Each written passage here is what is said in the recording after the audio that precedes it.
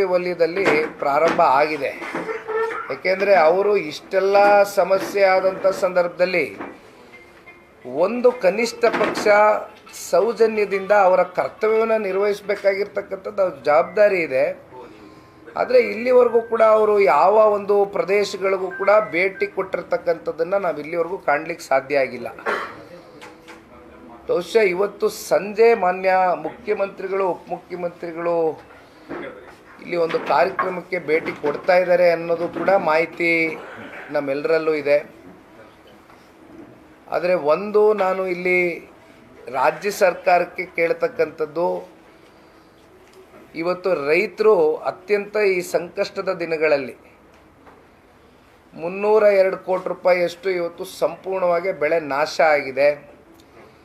ಇದನ್ನು ಯಾವ ರೀತಿ ರಾಜ್ಯ ಸರ್ಕಾರದ ಕಡೆಯಿಂದ ರೈತರ ಜೊತೆಯಲ್ಲಿ ನಿಂತು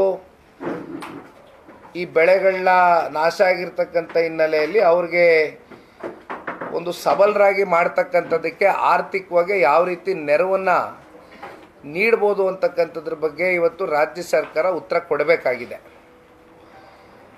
ಒಟ್ಟಾರೆಯಾಗಿ ಇದರಿಂದ ಇವತ್ತು ರೈತ ಒಂದು ಹಂತದವರೆಗೂ ನಿಟ್ಟಿಸರು ಬಿಡ್ಬೋದು ಅನ್ನೋದಾದರೆ ಎಕರೆಗೆ ಒಂದು 20,000 ರಿಂದ 25,000 ಅವ್ರಿಗೆ ಪರಿಹಾರವನ್ನು ಘೋಷಣೆ ಮಾಡುವ ಮೂಲಕ ಜೊತೆಯಲ್ಲಿ ಒಂದಷ್ಟು ವಿಶೇಷ ಪ್ಯಾಕೇಜ್ಗಳನ್ನು ಕೂಡ ಇವತ್ತು ರೈತಾಪಿ ವರ್ಗಕ್ಕೆ ಘೋಷಣೆ ಮಾಡ್ತಕ್ಕಂಥದ್ದು ರಾಜ್ಯ ಸರ್ಕಾರ ಮಾಡುವ ಮೂಲಕ ಮುಂದಿನ ದಿನಮಾನಗಳಲ್ಲಿ ಉಚಿತವಾದಂಥ ಫರ್ಟಿಲೈಸರ್ಸ್ ಇರ್ಬೋದು, ಒಳ್ಳೊಳ್ಳೆ ಉಚಿತವಾದಂಥ ಗುಣಮಟ್ಟವಾದಂಥ ಬೀಜಗಳಿರ್ಬೋದು, ಆಮೇಲೆ ಗೊಬ್ಬರನೂ ಅಷ್ಟೇ ಈ ಸಲ ಸರಿಯಾದ ಟೈಮ್ಗೆ ಗೊಬ್ಬರನೂ ಕೂಡ ಇವತ್ತು ರೈತರಿಗೆ ಪೂರ್ಣಗೊಳಿಸ್ಲಿಕ್ಕೆ ಆಗಿಲ್ಲ. ಅದರಲ್ಲೂ ಕೂಡ ಈ ರಾಜ್ಯ ಸರ್ಕಾರ ವಿಫಲರಾಗಿದ್ದಾರೆ. ಹಾಗಾಗಿ ಇವತ್ತು ರೈತರನ್ನ ಉಳಿಸ್ತಕ್ಕಂಥ ಕೆಲಸ ಈ ರಾಜ್ಯ ಸರ್ಕಾರ ಮಾಡಬೇಕು. ಇಂಥ ಒಂದು ಸಂಕಷ್ಟ ದಿನಗಳಲ್ಲಿ ರಾಜ್ಯ ಸರ್ಕಾರ ನಿಂತ್ಕೋಬೇಕು ಅಂತಕ್ಕಂಥದ್ದು ಈ ಸಂದರ್ಭದಲ್ಲಿ ಆಗ್ರಹಿಸ್ತಾ, ಮತ್ತು ಕೇಂದ್ರ ಸರ್ಕಾರದ NDRF ನಿಯಮಾವಳಿಗಳ ಪ್ರಕಾರ ಹೆಕ್ಟರ್ಗೆ 6,000 ರೂಪಾಯಿ ಅಂತಕ್ಕಂಥದ್ದು ಈಗಾಗಲೇ ಆ ನಾರ್ಮ್ಸಲ್ಲಿ ಪ್ರಕಟಣೆ ಆಗೋಗಿದೆ.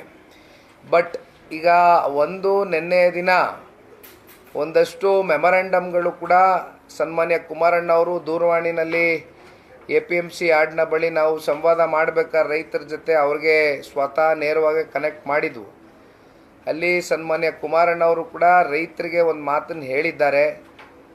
ಕೇಂದ್ರದ ಕೃಷಿ ಸಚಿವರು ಹಾಗೂ ನಮ್ಮ ದೇಶದ ಗೌರವಾನ್ವಿತ ಪ್ರಧಾನಮಂತ್ರಿಗಳು ಅವರಿಬ್ಬರ ಗಮನಕ್ಕೆ ಇವತ್ತು ರೈತರ ಸಂಕಷ್ಟದ ಪರಿಸ್ಥಿತಿಯನ್ನು ಇವತ್ತು ಅವರ ಗಮನಕ್ಕೆ ತಗೊಂಡು ಬರ್ತಕ್ಕಂಥ ನಿಟ್ಟಿನಲ್ಲಿ ಯಾವ ರೀತಿ ಕೇಂದ್ರದಿಂದ ಮತ್ತಷ್ಟು ಪರಿಹಾರವನ್ನು ರಾಜ್ಯದ ನಮ್ಮ ರೈತರಿಗೆ ಒದಗಿಸ್ಕೊಡ್ಬೋದು ಅಂತಕ್ಕಂಥದ್ರ ಬಗ್ಗೆ ಸನ್ಮಾನ್ಯ ಕುಮಾರಣ್ಣವರು ಕೂಡ ನಾನು ಒಂದು ದಿಟ್ಟವಾದಂಥ ಒಂದು ಹೆಜ್ಜೆಯನ್ನು ಇಡ್ತೇನೆ ನಿಮ್ಮ ಪರವಾಗಿ ಅಂತಕ್ಕಂಥ ಆತ್ಮಸ್ಥೈರ್ಯವನ್ನು ತುಂಬಿದ್ದಾರೆ. ಯಾಕಿದನ್ನು ನಾನು ಹೇಳ್ತಾ ಇದ್ದೀನಿ ಅಂದರೆ, ಈ ಹಿಂದೆಯೂ ಕೂಡ ಮೈಸೂರು ಜಿಲ್ಲೆಯಲ್ಲಿ ತಂಬಾಕು ಬೆಳೀತಕ್ಕಂಥವರು ಒಂದು 5 ತಾಲೂಕಲ್ಲಿ ಮೈಸೂರು ಜಿಲ್ಲೆಯಲ್ಲಿ ಬೆಳೀತಾರೆ.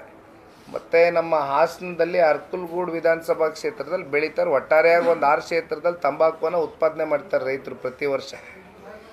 ಅವರು ಉತ್ಪಾದನೆ ಮಾಡಿದಂಥ ಆ ತಂಬಾಕು ಖರೀದಿ ಆಗದೇ ಇರತಕ್ಕಂಥ ಹಿನ್ನೆಲೆಯಲ್ಲಿ ನನ್ನ ಗಮನಕ್ಕೆ ಬಂದು ಒಂದು ರೈತರ ನಿಯೋಗ ಭೇಟಿ ಮಾಡ್ತು.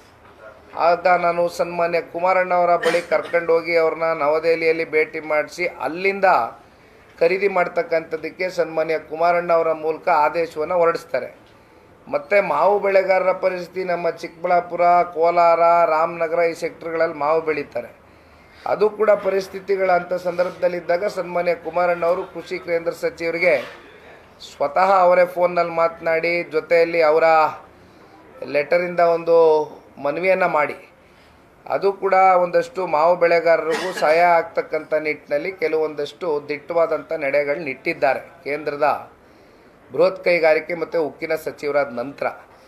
ಅದೇ ರೀತಿ ನಿನ್ನೆ ದಿನ ಕೂಡ ಇವತ್ತೇನು ಒಂದು ಸನ್ಮಾನ್ಯ ಕುಮಾರಣ್ಣ ಅವರು ಈ ಭಾಗದ ರೈತರ ಪರವಾಗಿ ಪ್ರಾಮಾಣಿಕವಾಗಿ ನಾವು ಕೇಂದ್ರದ ಗಮನವನ್ನು ಸೆಳೀತಕ್ಕಂಥ ಕೆಲಸ ಮಾಡ್ತೇನೆ ಅಂತಕ್ಕಂಥದ್ದು ಹೇಳಿದ್ದಾರೆ. ಆ ಕೆಲಸವನ್ನು ಜನತಾದಳ ಪಕ್ಷದ ಕಡೆಯಿಂದ ಮಾಡ್ತೇವೆ. ಅದೇ ರೀತಿ ಕೇಂದ್ರ ಸರ್ಕಾರದಿಂದ ಮಾಡಬಹುದಲ್ಲ ನ್ಯಾಷನಲೈಸ್ ಬ್ಯಾಂಕಿಂದ? ಸಾಲ ಮನ್ನಾದ ವಿಚಾರಕ್ಕೆ ಸಂಬಂಧಪಟ್ಟಂತೆ ಇವತ್ತು ಇಲ್ಲಿ ರೈತರುಗಳು ಅದನ್ನು ಸ್ಮರಿಸ್ಕೊಂಡ್ರು, ನೆನೆಸ್ಕೊಂಡ್ರು. ಒಂದು ಸಾಲ ಮನ್ನಾ ಅಂತಕ್ಕಂಥದ್ದು ನಮ್ಮ ರಾಜ್ಯದಲ್ಲಿ ಸಂಪೂರ್ಣವಾಗಿ ತಾವೇ ಹೇಳ್ದಂಗೆ ರಾಷ್ಟ್ರೀಕೃತ ಬ್ಯಾಂಕ್ಗಳು ಪ್ಲಸ್ಸು ಕೋಆಪರೇಟಿವ್ ಸಹಕಾರಿ ಸಂಘದ ಬ್ಯಾಂಕ್ಗಳು ಏನು ರೈತರು ಇಡೀ ರಾಜ್ಯದಲ್ಲಿ ಸಾಲ ಮಾಡಿದ್ರು. ಆ ಸಂದರ್ಭದಲ್ಲಿ ಕುಮಾರಣ್ಣ ಅವರು 14 ತಿಂಗಳಲ್ಲಿ 25,000 ಕೋಟಿಗಿಂತ ಹೆಚ್ಚು ರೈತರ ಸಾಲ ಮನ್ನಾ ಮಾಡ್ತೇನೆ ಅಂದಿದ್ರು, ಮಾಡಿಕೊಟ್ರು. ಅದೇ ರೀತಿ ಇವತ್ತು ಕೇಂದ್ರದಲ್ಲೂ ನೀವು ಮಾಡ್ಬೋದು ಅಂತಕ್ಕಂಥ ಪ್ರಶ್ನೆ ಕೇಳಿದ್ದೀರಿ. ಕೇಂದ್ರಕ್ಕೆ ಎಷ್ಟು ಜವಾಬ್ದಾರಿ ಇದೆಯೋ ಅದರ 100 ಪಟ್ಟು ಹೆಚ್ಚು ಜವಾಬ್ದಾರಿ ರಾಜ್ಯಕ್ಕೂ ಕೂಡ ಇದೆ. ಹಾಗಾಗಿ ಖಂಡಿತವಾಗ್ಲೂ ರೈತರ ವಿಚಾರ ಬಂದಾಗ ನಾವಿಲ್ಲಿ ರಾಜಕಾರಣ ಮಾಡ್ತಕ್ಕಂಥದ್ದು ಬೆರೆಸ್ತಕ್ಕಂಥದ್ದಕ್ಕೆ ನಾನಂತೂ ಹೋಗೋದಿಲ್ಲ, ನಮ್ಮ ಪಕ್ಷವೂ ಹೋಗೋದಿಲ್ಲ, ಮುಂದಾಗೋದಿಲ್ಲ. ಖಂಡಿತವಾಗ್ಲೂ ಕೇಂದ್ರದಿಂದ ನಾವು ಯಾವ ರೀತಿ ಮಾನ್ಯ ಪ್ರಧಾನಮಂತ್ರಿಗಳ ಜೊತೆ ಸನ್ಮಾನ್ಯ ಕುಮಾರಣ್ಣ ಅವರು ಕೂತು ಚರ್ಚೆ ಮಾಡಿ ರೈತರ ಪರವಾಗಿ ನಾವು ಯಾವ ರೀತಿ ಧ್ವನಿಯಾಗಿ ಕೆಲಸ ಮಾಡಲಿಕ್ಕೆ ಸಾಧ್ಯವೋ ನಮ್ಮ ಶಕ್ತಿ ಮೀರಿ ಮಾಡ್ತೀವಿ.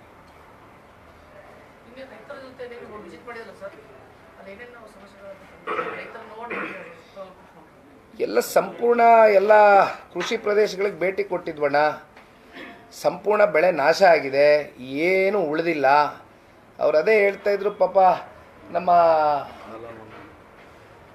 ಅಲ್ಲಿ ಹೋದಾಗ ಒಂದು 50,000 ಇದು ಕ್ವಿಂಟಾಲು ಪ್ರತಿ ವರ್ಷ ಅಲ್ಲ ಒಂದು ಕ್ರಾಪಿಗೆ ಬೆಳಿತೀವಿ ಅಂತ ಹೇಳಿದ್ರು. ಆದರೆ ಈ ವರ್ಷ 2,000 ಕ್ವಿಂಟಾಲು ಬರೋದಿಲ್ಲ ಅಂತ ಇದ್ರು. ಈ ಥರ ಒಂದ್ಕಿರಣಿ ಈ ಭಾಗದಲ್ಲಿ ಹೋದಾಗ ಈ ರೀತಿ ನೆಕ್ ಕಡೆ ಭೇಟಿ ಕೊಟ್ಟಿದ್ದೇವೆ. ಆಮೇಲೆ ಇದಷ್ಟೇ ಅಲ್ಲಣ್ಣ, ಈಗ ಮತ್ತೆ ಒಂದಷ್ಟು ಕಡೆ ಜೇವರ್ಗಿ ತಾಲೂಕಿನಲ್ಲೂ ಒಂದಷ್ಟು ಹಳ್ಳಿಗಳಿಗೆ ಹೋಗಿದ್ವು.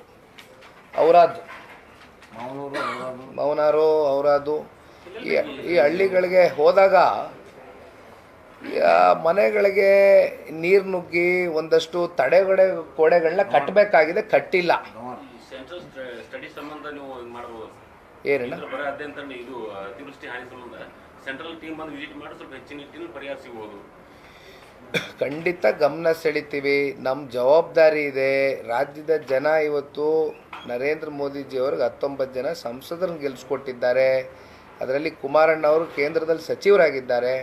100ಕ್ಕೆ 100ರಷ್ಟು ನಮ್ಮ ಜವಾಬ್ದಾರಿ ಇದೆ. ನಾವು ಕೇಂದ್ರ ಸರ್ಕಾರದ ಗಮನ ಸೆಳಿತೇವೆ. ಆದರೆ ನಿನ್ನೆ ನಾನು ಹೇಳ್ತಾ ಇದ್ದಂಗೆ ಒಂದಷ್ಟು ಹಳ್ಳಿಗಳಿಗೆ ಭೇಟಿ ಮಾಡಿದಾಗ ತಮಗೆ ಗೊತ್ತಿದ್ದಂಗೆ ನಾವೆಲ್ಲ ಪತ್ರಿಕಾ ಮಾಧ್ಯಮಗಳು ದೃಶ್ಯ ಮಾಧ್ಯಮಗಳಲ್ಲಿ ಆ ಫೋಟೋಗಳನ್ನ ವಿಡಿಯೋಗಳು ನೋಡಿದ್ದೇವೆ. ಮನೆಗಳಲ್ಲಿ ಬಂದು ಎದೆವರೆಗೂ ನೀರು ನಿಂತಿದೆ.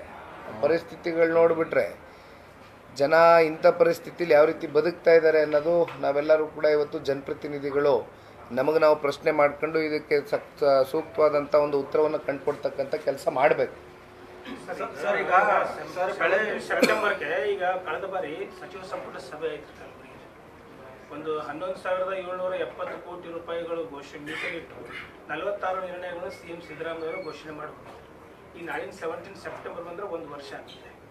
ಇನ್ನೂವರೆಗೂ ಸಿದ್ದರಾಮಯ್ಯ ಅವರು ಇಂಪ್ಲಿಮೆಂಟ್ ಮಾಡಿಲ್ಲ. ಅವ್ರು ಯಾವ ಹಂತದಲ್ಲಿದೆ ಏನು ಗೊತ್ತೇ ಇಲ್ಲ. KKRDB ಕಲ್ಯಾಣ ಕರ್ನಾಟಕದ ಕಲ್ಯಾಣಕ್ಕೆ 5,000 ಕೋಟಿ ಇಟ್ಟಿದ್ದೇವೆ ಅಂತ ಹೇಳ್ತಾರೆ. ಆದರೆ ನಾವು ಪ್ರತಿನಿತ್ಯ ಈಗ ನಾನೊಂದು 2 ತಿಂಗಳು 3 ತಿಂಗಳ ಹಿಂದೆ ಈಗ 3 ತಿಂಗಳು ಆಗಿಲ್ಲ, 1.5-2 ತಿಂಗಳ ಹಿಂದೆ ಬಂದಾಗ್ಲೂ ಅದನ್ನೇ ನಾನು ಗಮನಿಸ್ತಾ ಇದ್ದೆ. ಒಂದು ರಸ್ತೆಗಳು ಹೊಸದಾಗಿ ಮಾಡ್ತಕ್ಕಂಥದ್ದಿರಲಿ, ಗುಂಡಿಗಳು ಮುಚ್ಚತಕ್ಕಂಥದ್ದು ಕೂಡ ಇವತ್ತು ಕಲಬುರಗಿ ಅಂತ ನಗರದಲ್ಲಿ, ನಾನು ಇನ್ನೇನು ಭಾಳ ಒಳಗಡೆ ಇನ್ನು ಹಳ್ಳಿಗಳಲ್ಲಿ ಅಂತಲೂ ನಾನೇನು ಚರ್ಚೆ ಮಾಡ್ತಾಯಿಲ್ಲ, ಇಂಥ ನಗರಗಳಲ್ಲಿ ಇವತ್ತು ಗುಂಡಿ ಮುಚ್ಚಲಿಕ್ಕೆ ಆಗ್ತಾಯಿಲ್ಲ. ಇಂಥ ಪರಿಸ್ಥಿತಿಯಲ್ಲಿ ಇವತ್ತು ಏನು 11,000 ಕೋಟಿ ತಾವು ಹೇಳ್ದಂಗೆ 1 ವರ್ಷದಿಂದ ಇವತ್ತೇನು ಘೋಷಣೆ ಮಾಡೋಗಿದ್ದಾರೆ. ಇದೇ ರೀತಿ ನಮ್ಮ ಈ ನಂದಿ ಬೆಟ್ಟದ ಹತ್ರ ಬಂದರು, ಅಲ್ಲಿ ಒಂದು 3,000-4,000 ಕೋಟಿನೋ ಪ್ಯಾಕೇಜ್ನ ಘೋಷಣೆ ಮಾಡಿ ಹೋದರು. ಮತ್ತು ಅಲ್ಲಿ ಮಲೆಮಹದೇಶ್ವರ ಬೆಟ್ಟದಲ್ಲಿ ಅಲ್ಲೂ ಕೂಡ ಒಂದು ಸಚಿವ ಸಂಪುಟ ಕರೆದಿದ್ರು, ಅಲ್ಲೂ ಕೂಡ ಬಂದರು, ಅಲ್ಲೂ ಘೋಷಣೆ ಮಾಡೋದ್ರು. ಮತ್ತು ಇಲ್ಲಿ ಬಿಜಾಪುರದಲ್ಲಿ ಭವಿಷ್ಯ ಮೊನ್ನೆ ಬಂದಾಗ ಅಲ್ಲೊಂದು 4,000 ಕೋಟಿ ಘೋಷಣೆ ಮಾಡಿ ಹೋಗಿದ್ದಾರೆ. ಇದು ಏನಾಗ್ಬಿಟ್ಟಿದೆ, ಈ ಸರ್ಕಾರ ಕೇವಲ ಘೋಷಣೆಗೆ ಸೀಮಿತ ಆಗಿದೆ ಹೊರತುಪಡಿಸಿ ಇದನ್ನು ಕಾರ್ಯರೂಪಕ್ಕೆ ತಗೊಂಡು ಬಂದು ಅಭಿವೃದ್ಧಿಯ ದಿಕ್ಕಿಗೆ ತಗೊಂಡು ಹೋಗ್ತಕ್ಕಂಥದ್ದಕ್ಕೆ ಸರ್ಕಾರದ ಖಜಾನೆಯಲ್ಲಿ ದುಡ್ಡಿದೆಯಾ ದುಡ್ಡಿಲ್ವಾ ಅಥವಾ ಇದ್ದರೂ ಆ ದುಡ್ಡು ಎಲ್ಲೆಲ್ಲಿ ಬಳಕೆ ಆಗ್ತಾ ಇದೆ ಅಂತಕ್ಕಂಥದ್ದು ಸರ್ಕಾರ ಉತ್ತರ ಕೊಡಬೇಕು. ಮಾತಿದ್ರೆ ಗ್ಯಾರಂಟಿ ಕೊಡ್ತೀವಿ ಅಂತಾರೆ, ವರ್ಷಕ್ಕೆ 55,000 ಕೋಟಿ ಗ್ಯಾರಂಟಿಗೆ ಹೊಂದಿಸ್ಬೇಕು. ಏನು ನನ್ನ ಪ್ರಕಾರ ಸರಿಯಾದಂಥ ಆರ್ಥಿಕ ಸಲಹೆಗಾರರನ್ನ ಇಟ್ಕೊಂಡು ಪ್ಲ್ಯಾನಿಂಗಲ್ಲಿ ಹೋದರೆ 55,000 ಕೋಟಿ ವರ್ಷಕ್ಕೆ ಹೊಂದಿಸ್ತಕ್ಕಂಥದ್ದೇನು ದೊಡ್ಡ ವಿಚಾರ ಇಲ್ವೇನೋ ಅಂತಕ್ಕಂಥದ್ದನ್ನ ನಾವು ಭಾವಿಸ್ಬೋದು. ಕಾರಣ ಹೆಚ್ಚಿನ ವಿಡಿಯೋಗಳಿಗೆ ಪ್ರತಿಧ್ವನಿ ಯೂಟ್ಯೂಬ್ ಚಾನೆಲ್ ಸಬ್ಸ್ಕ್ರೈಬ್ ಮಾಡಿ, ಬೆಲ್ ಐಕಾನ್ ಕ್ಲಿಕ್ ಮಾಡಿ.